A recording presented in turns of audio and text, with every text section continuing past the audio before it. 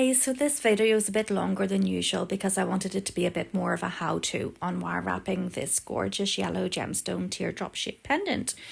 It is still under 5 minutes long because I know we all have busy and important lives, but hopefully that's long enough to give you a gist of what I'm doing so that you can copy it if you fancy giving it a go.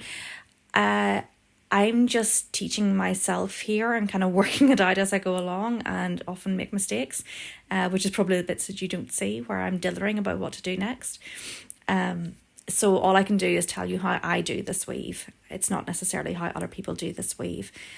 So the weave pattern I wanted to achieve here, I wanted it to look a bit like sun rays because of the lovely sunny yellow colour of our gemstone. I am using copper wire, which is coated with non-tarnished silver. It's from the Scientific Wire Company. It is gauge 0.8 and I'm using 3 strands of it. So we're wrapping around to the base wire 5 times between the repeating pattern.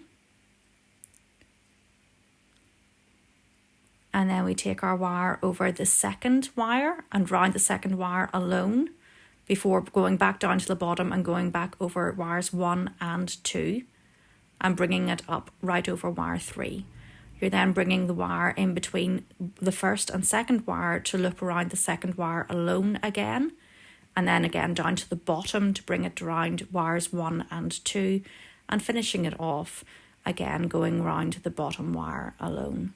I've broken this repeating pattern up into groups of 3 because I want to leave a little bit of space between the repeating pattern to attach more decorative wire later, because I've got a feeling that I might need to do that, and I wanted to do that without it looking too messy by kind of doubling up on the wire because it's quite a delicate little pattern. So a little space allows me to attach more wire later and kind of join up the pattern in those spaces. This is me just pressing it all together, making sure it's nice and tight. And then I'm checking the length and the shape to see if I've done enough of the pattern to fit our teardrop shaped pendant. And yeah, it's looking good.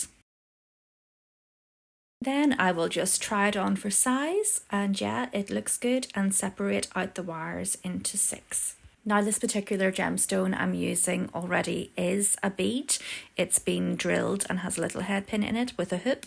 So that's how I'm going to attach it to our wires. I'm going to use the 2 innermost wires you can see and thread them through. I'll be doing another how-to shortly, which of a very similar gemstone, except it isn't a bead, so I have to wire wrap it from scratch.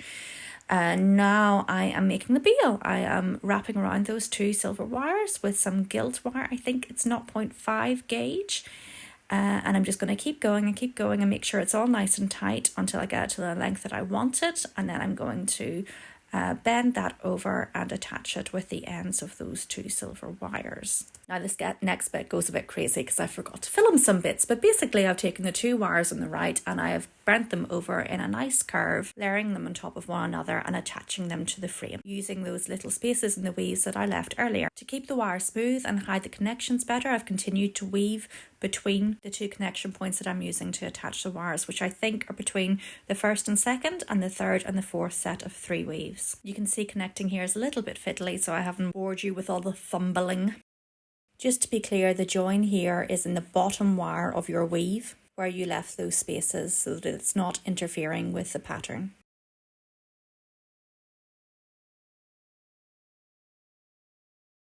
Then snipping off the ends of these 2 wires and curling them in nice little spirals.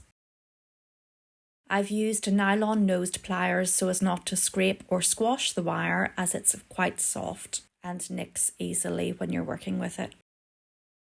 You can obviously do any pattern you want here. I tend to like curves and spirals.